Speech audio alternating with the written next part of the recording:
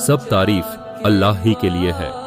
हम उसकी तारीफ करते हैं, उसी से मदद चाहते हैं, उसी से माफ़ी मांगते हैं, उसी के पास तौबा करते हैं। हम अल्लाह ही के यहाँ अपने नफ्सों की बुराइयों की और अपने अमल के खराबियों से पनाह मांगते हैं।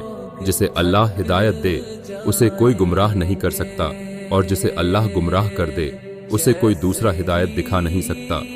मैं शहादत देता हूँ अल्लाह के सिवा कोई माबूद नहीं, वह एक है, उसका कोई शरीक नहीं।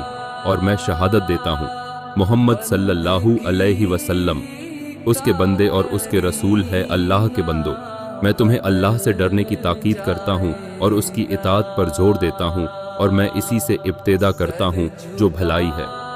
ऐ लोगों, मेरी बात सुन लो।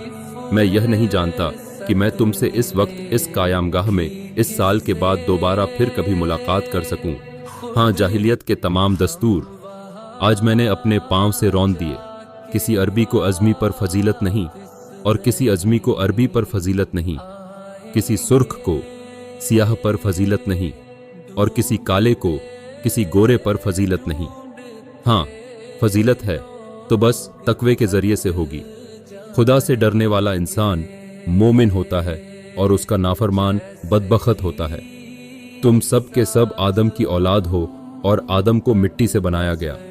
ए लोगों, तुम्हारा खून, तुम्हारा माल, तुम्हारी इज्जतें एक दूसरे पर ऐसी हराम है जैसा कि आज के दिन की हुर्मत है, आज के महीने की हुर्मत है और इस जगह की हुर्मत है। देखो, अनकरीब तुम्हें अल्लाह के सामने हाजिर होना है और वह तुमसे तुम्हारे आमाल के बारे में सवाल करेगा। खबरदार, मेरे बाद गुमराह ना बन जाना कि एक दूसरे की गर्दनें काटते फिरो। जाहिलियत के कत्लों के तमाम झगड़े मैं खत्म करता हूँ।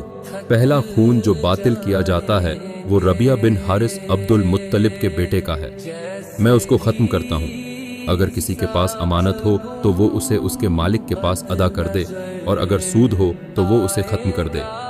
हाँ, तुम्हारा सरमाया तुम्हें मिल जाएगा। न तुम जुल्म करो, न तुम पर जुल्म किया जाए। अल्लाह ने फैसला कर दिया कि सूद खत्म कर दिया।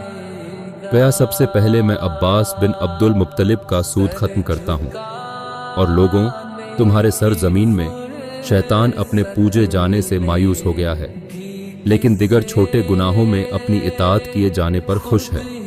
इसलिए अपना दीन उससे महफूज रखो।